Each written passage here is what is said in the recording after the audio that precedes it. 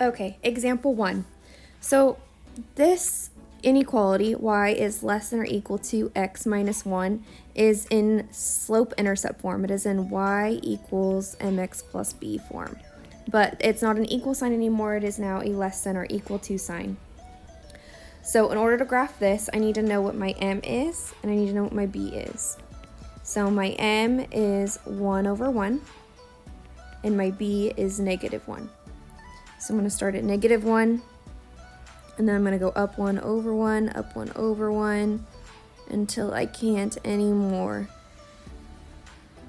And if I wanted to go the other way, I could go down 1 and to the left 1, because a negative over a negative is a positive still.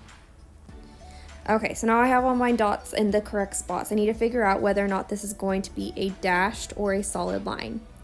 Well, I see that there is a line underneath it. It is less than or equal to. Instead, since it is a less than or equal to sign, it is going to be a solid line. So we're going to connect all these dots with a line. And so far, nothing is new. That's all should be review for you. So far, the only thing different was the solid line, okay? Now we're gonna use our test point. Missy's favorite test point is 0, 0, so we're going to use that point, and instead of writing y, I'm gonna put 0. And instead of writing x, I'm going to write 0. So I get 0 is less than or equal to 0 minus 1. I'm just using substitution. And so then I need to figure out, is 0 less than whatever's on the other side? Here I got negative 1.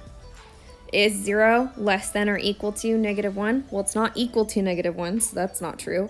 And 0 is not less than negative 1. I'd rather owe nothing than owe something. So this is a false statement.